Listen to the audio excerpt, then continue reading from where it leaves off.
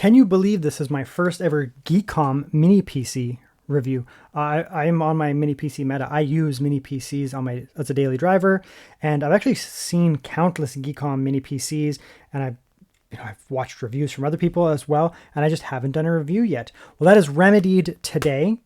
They sent this one over, which is awesome because we kind of like meshed. I was like, maybe I should contact them, and then coincidentally they contacted me at the same time. So it was just like, I was like, hey, like, you want a review? And they were like, hey, yeah, we kind of do.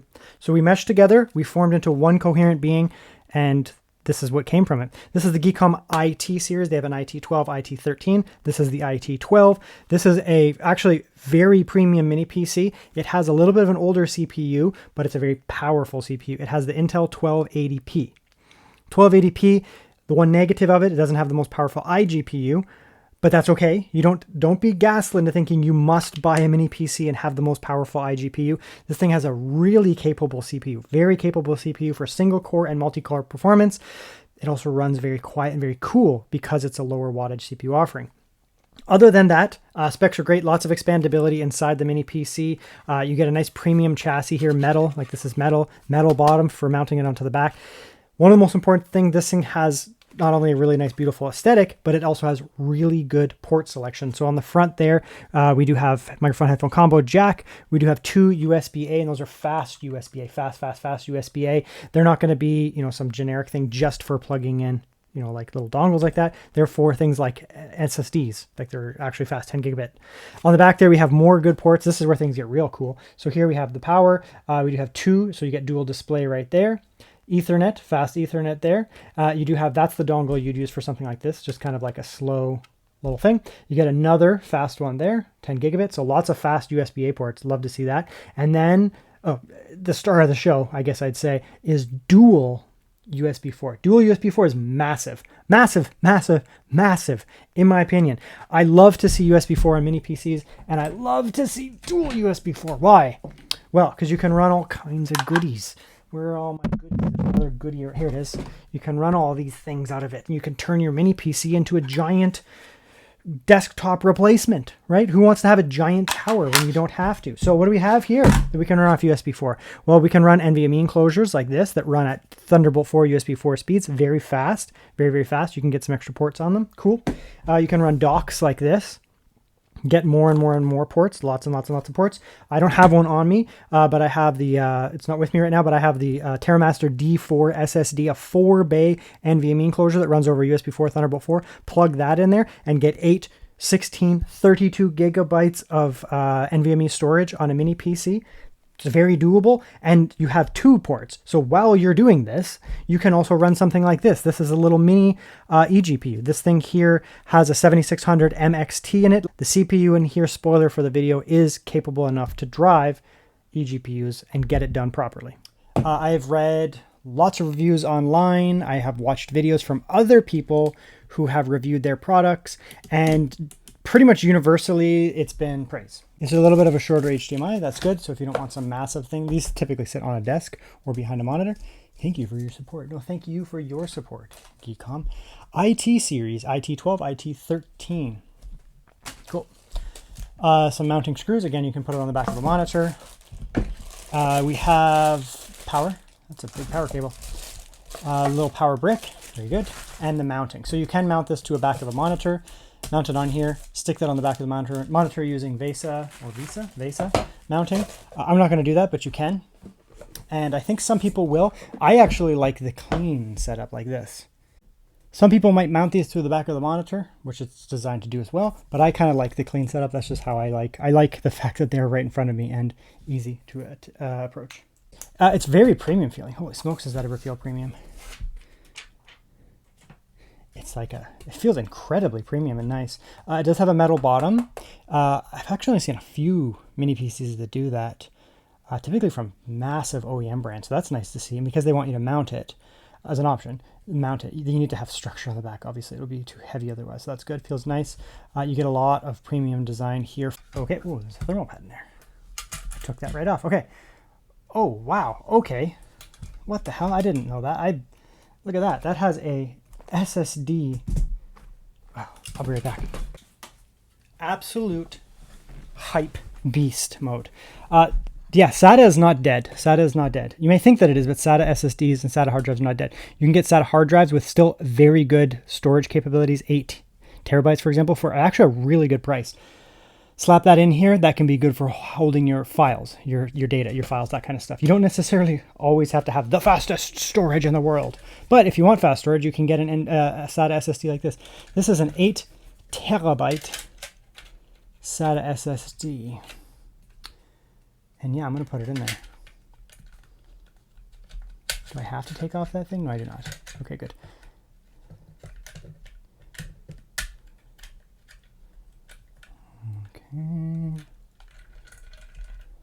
Okay, that's part of the video now. Now I have 8 terabytes of storage randomly. Right there, boom. Okay, let's continue. Take that out. I probably should have disconnected that, but that's fine. You have an NVMe right here, NVMe 1. That takes a 2280 full size. That's what it comes with. And there's a second NVMe slot that takes a 2240. So you get dual-sided. Whoop. Pause it. Whatever. So 16 and 16. Very good. DDR4 memory. 12th gen can use DDR4 or DDR5. This is DDR4. One of the advantages of DDR4 is it actually can be very fast, despite that. You do have under here your upgradable Wi-Fi. So looking pretty good. Nice big thick fan in there. I don't feel like taking out the motherboard today. Okay, so we can see here that I am doing some very serious Windows updates. Just lots and lots and lots and lots of Windows updates. And it's completely silent.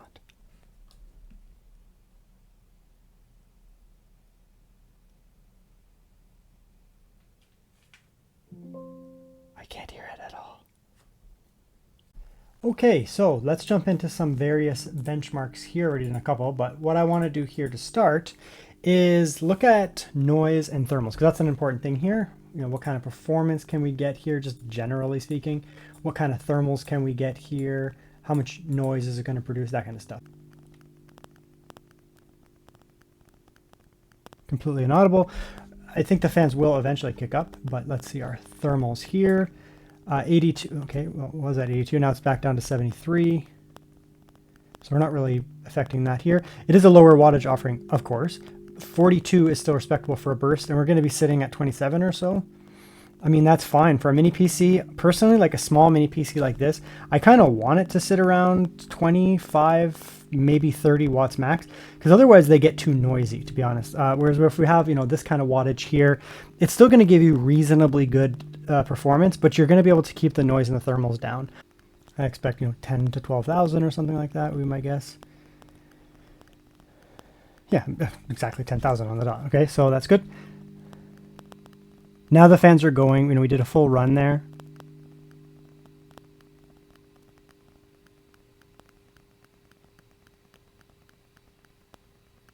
Now I did run a benchmark for the internal NVMe, and it's nice and fast. We can see there. Get it here. Gen 4 upper speed Gen 4 drive, so that's good. Love to see that. Very, very nice. What I am going to show you now, that we'll zoom out here slightly, is a external NVMe. So you can get yourself an NVMe enclosure like this. This is there's a drive in there apparently. Thunderbolt 4 enclosure. Hook this up here. This one actually has extra ports on it as well, but you can hook this up here. So even though you do actually have a ton of storage in this thing in the first place, you can actually add more. Oops, I hit the power button. That's funny. Slept it there for a second. Go like that there. I'm not sure if this drive is formatted. I have no idea what's on it. Let's put it right there.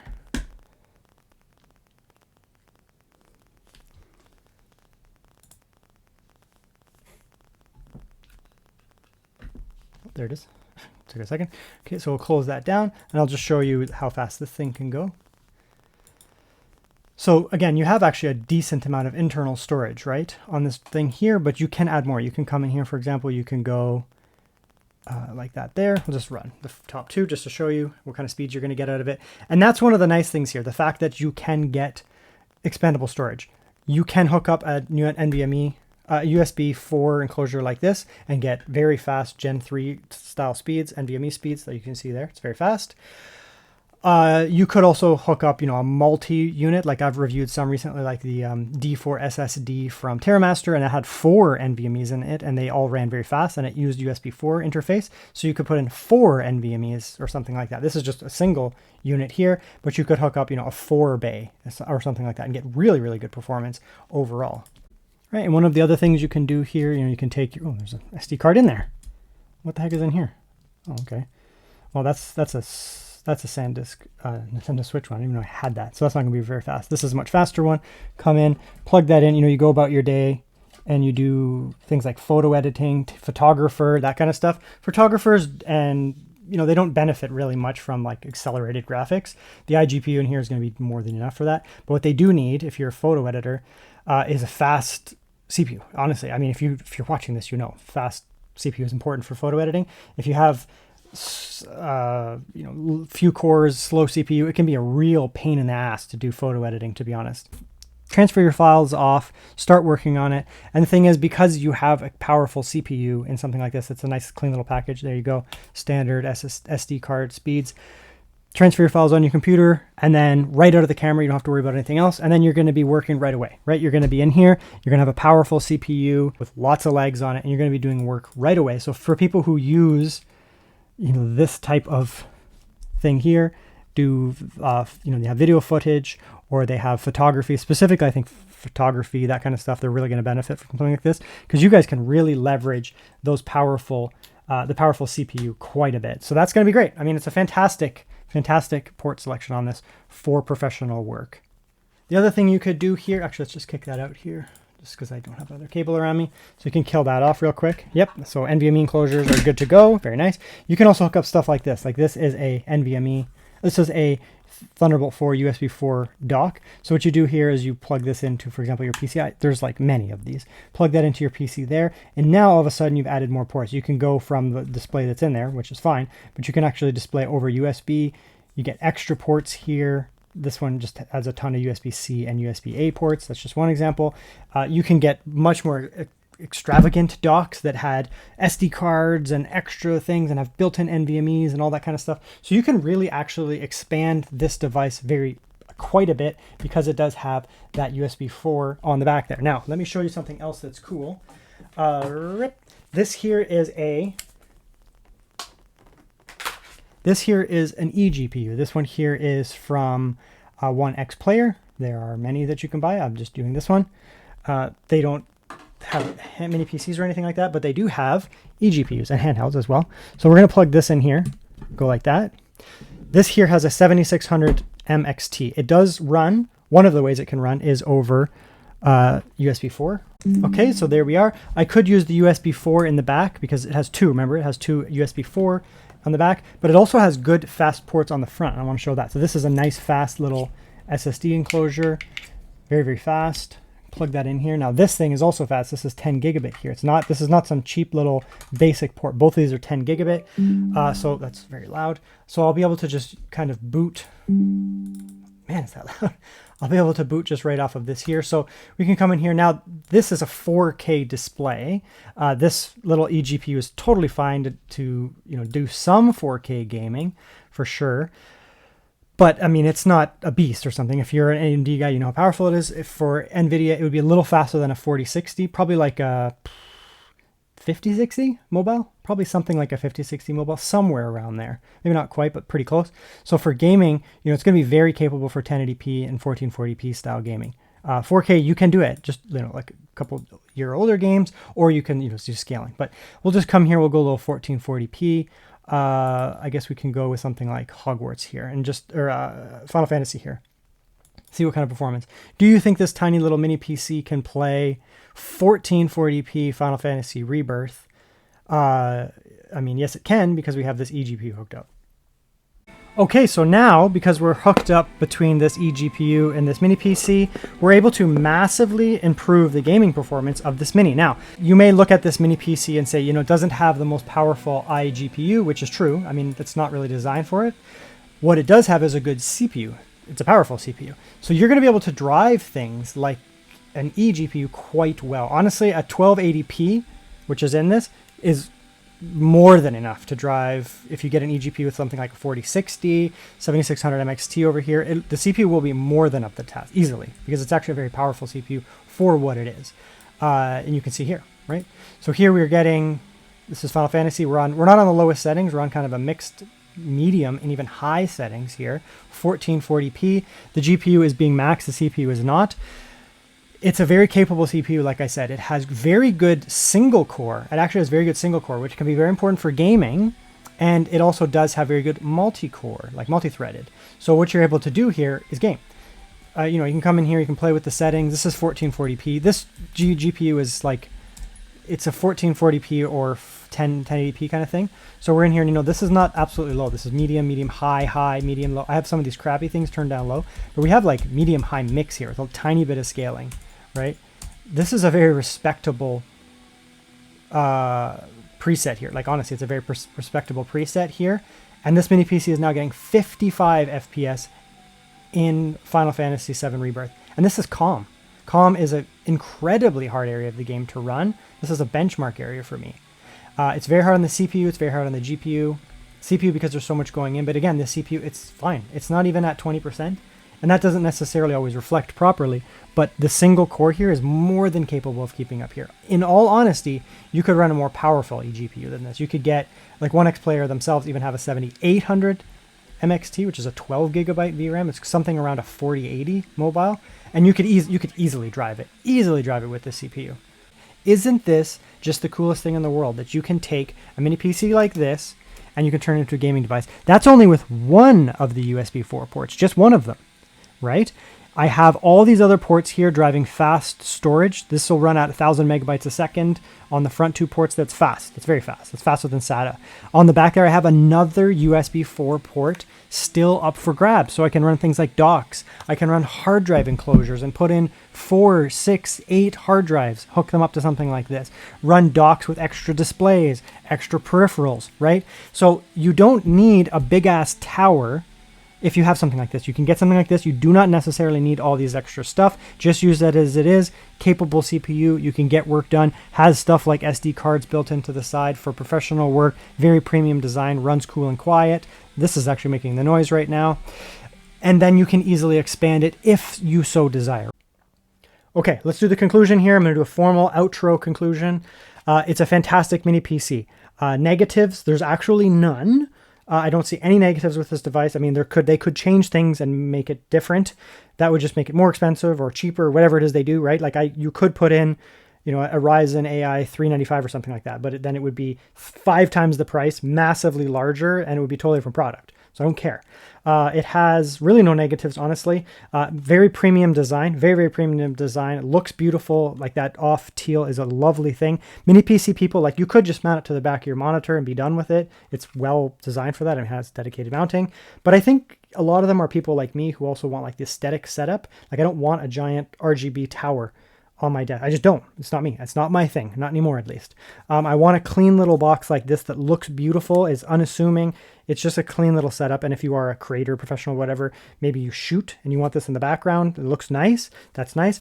Let's talk about the ports here. Obviously fantastic full-size SD card for professional work. Lots of good ports on the front there. Crazy good ports on the back there with dual USB 4. You're going to be able to run dock storage, eGPUs, all kinds of stuff like that. The performance of this, just as it is really good. The 1280p runs at 28 to 30 watts, which is awesome because it's going to run nice and cool, nice and quiet, but still give you great performance for heavy CPU tasks. Everything else is great in here. The storage, everything is fine, very good.